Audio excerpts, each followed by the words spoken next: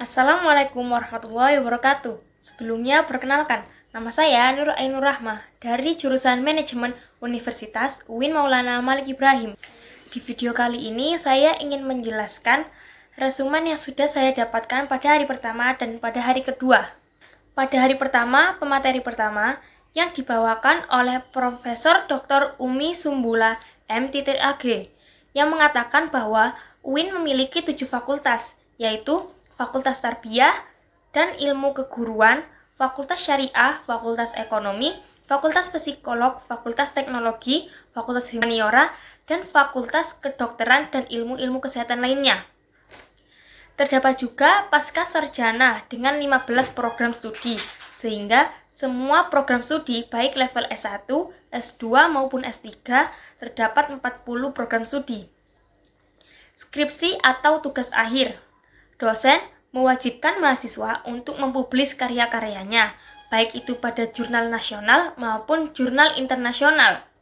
Lebih-lebih lagi pada jurnal internasional, sehingga semua karya-karya mahasiswa itu juga bisa menambah visibility UIN Malang Maulana Malik Ibrahim, sehingga bisa meningkatkan peningkatan nilai pada universitas, baik di versi ini maupun di versi Ibu Susi.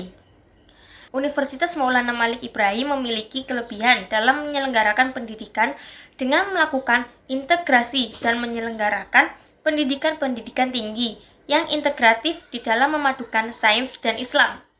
Terdapat beberapa integrasi, yaitu integrasi keilmuan dan integrasi kelembagaan. Integrasi keilmuan ialah integrasi dalam memadukan antara sains dan Islam. Kemudian, secara kelembagaan itu memadukan pendidikan tinggi dan pendidikan pesantren untuk membentuk karakter mahasiswa. Oleh karena itu, di kampus kita terdapat Ma'had Al-Jami'ah sebagai pusat pengetahuan karakter ulul albab, khususnya 2 pilar dan 4 pilar ulul albab, yaitu pendalaman spiritual dan acuan akhlak, kemudian perluasan ilmu dan kematangan profesionalitas. Pilar yang harus dimiliki oleh mahasiswa diantaranya 1. Dibentuk melalui pendidikan di Ma'had. Yang kedua, kita bisa mengembangkan bahasa asing, baik itu bahasa Inggris, bahasa Arab, maupun bahasa Mandarin dan bahasa yang lain. Yang ketiga, terdapat rumah tahfidz Al-Quran yang merupakan wadah untuk mahasiswa yang ingin melanjutkan hafalan Al-Qurannya. Dan yang keempat, UIN Maulana Malik Ibrahim mempunyai rumah moderasi beragama, yakni rumah moderasi yang akan mendidik semua mahasiswanya menjadi generasi dan mahasiswa yang unggul, moderat, toleran, dan menjunjung prinsip, dan juga mewujudkan generasi muslim moderat dan peduli bangsa menuju Indonesia tangguh. Dan hal ini juga sesuai dengan amanah dari kementerian. Perpustakaan UIN Malang mempunyai ribuan koleksi e-book jurnal di Prodising, baik yang nasional maupun internasional, yang bisa diakses oleh seluruh mahasiswanya.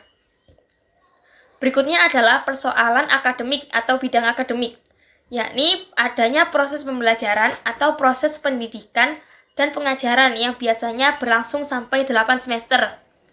Kemudian juga terdapat pengabdian masyarakat, baik itu PKL maupun KKM.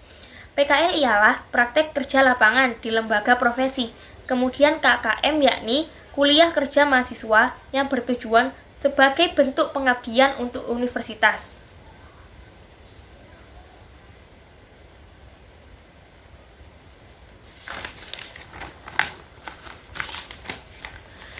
Terdapat juga ujian komprehensif, yakni ujian skripsi yudisium, hingga wisuda. Itu semua adalah kegiatan-kegiatan akademiknya.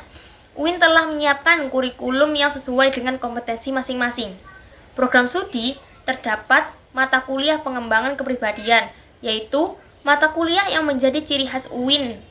Mata kuliah yang MPK-nya meliputi mata kuliah dasar, mata kuliah keislaman, mata kuliah bahasa, dan mata kuliah filsafat.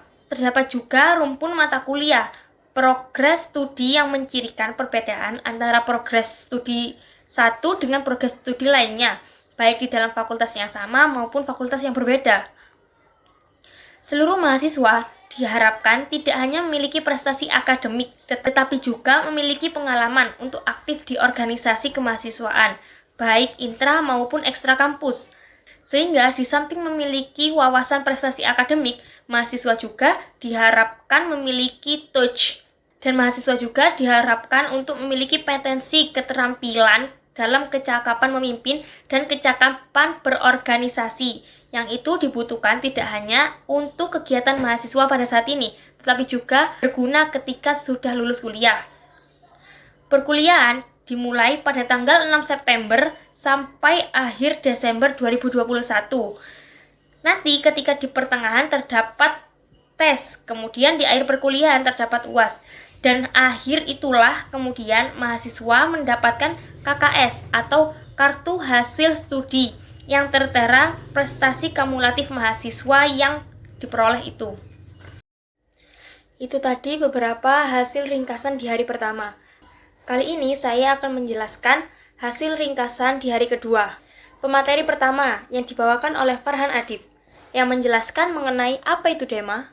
DEMA ialah organisasi intrakampus yang merupakan lembaga eksekutif mahasiswa di lingkungan universitas dan di lingkungan fakultas. Fungsi DEMA yang pertama, sebagai pelaksana program organisasi kemahasiswaan.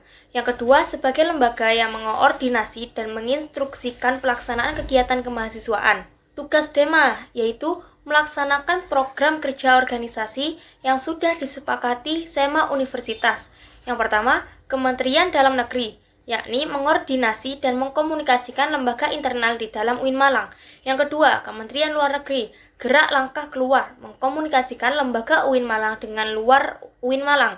Yang ketiga, Kementerian Sosial, pengembangan atau kajian terkait isu-isu sosial, hukum, dan politik.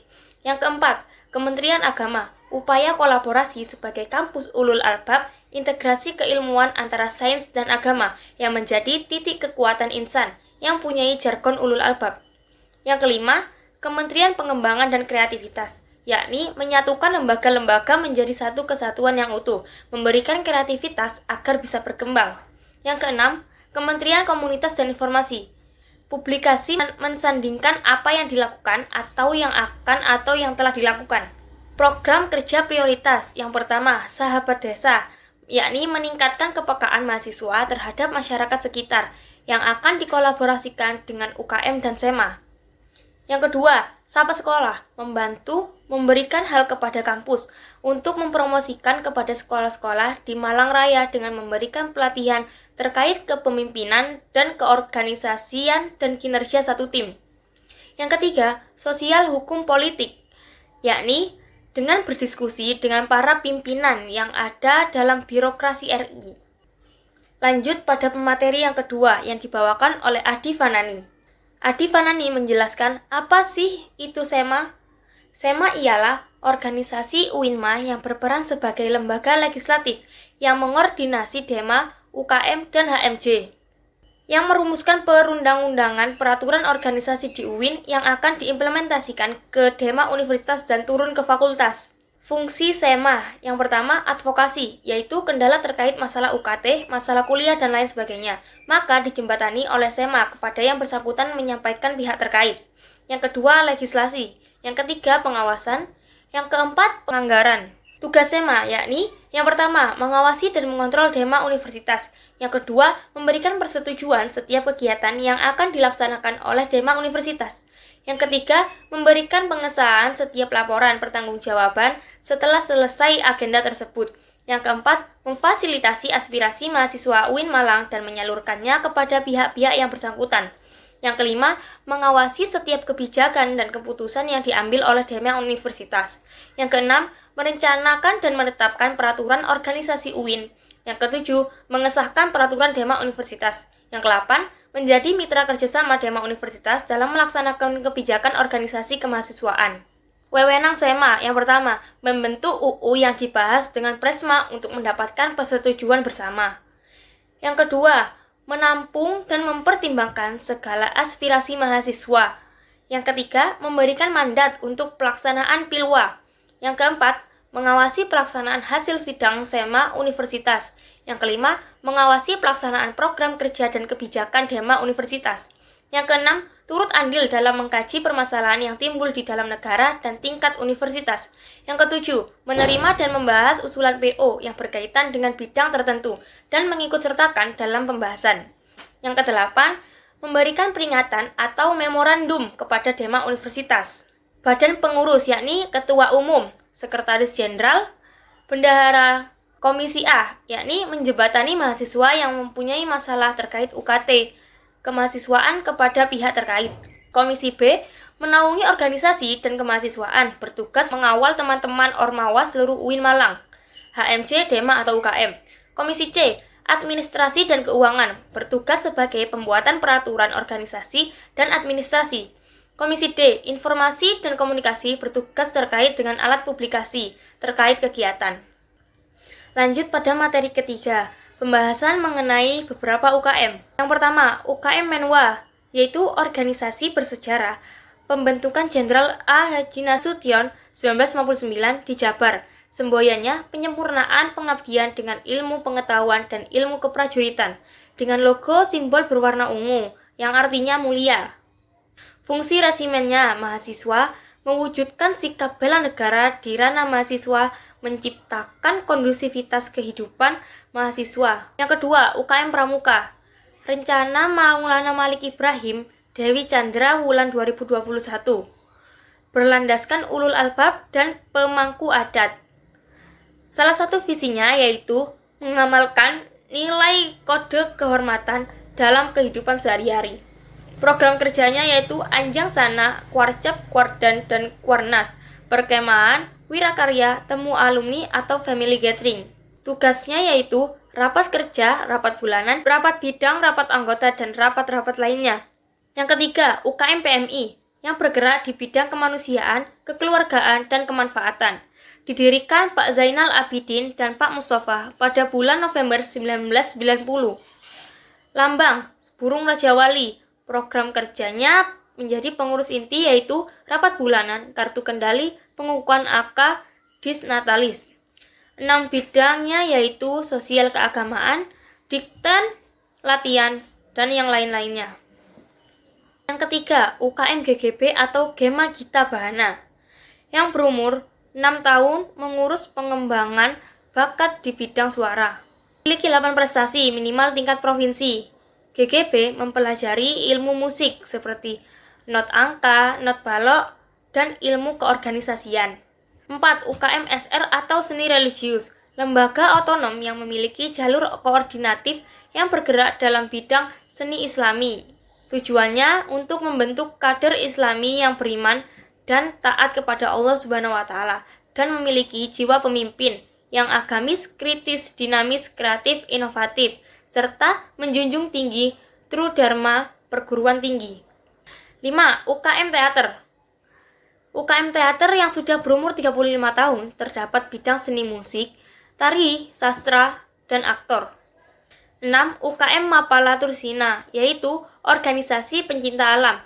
Kegiatan utamanya yaitu rekreasi atau mendaki, sosialisasi, olahraga, panjat tebing, dan yang lain-lainnya. Yang ketujuh, UKM Junior atau unit olahraga, wadah memfasilitasi mahasiswa dalam bidang olahraga, menaungi 7 cabang olahraga yaitu sepak bola, bola voli, bulu tangkis, tenis meja, bola basket, sepak bola, dan takraw atau catur. Kegiatannya yaitu latihan rutin, sparring partner, organisasi, dan kepanitiaan.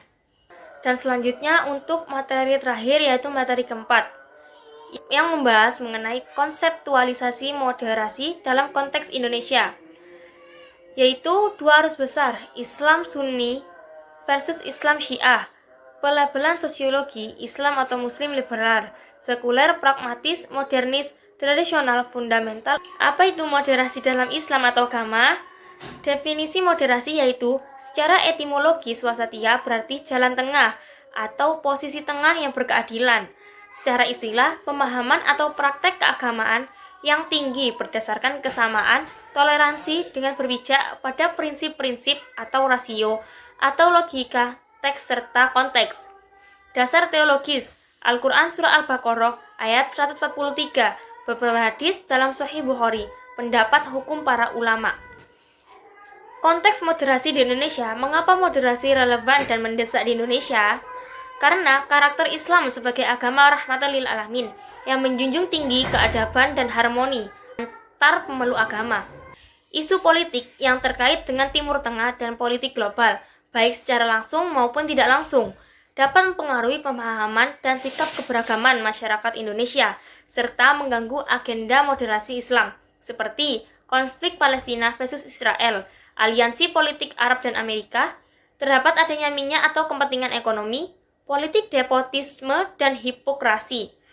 Peran mahasiswa UIN Malang, yaitu mahasiswa harus memerankan diri sebagai agent of change dalam memperkuat dan mendiseminasi agenda moderasi. Mahasiswa harus semangat kebangsaan dan keagamaan yang sesuai dengan prinsip moderasi. Mahasiswa UIN harus cerdas, akademik, religius, dan berkebinekaan. Itulah beberapa materi yang sudah saya ringkas di hari pertama dan hari kedua. Sekian dari saya. Wassalamualaikum warahmatullahi wabarakatuh.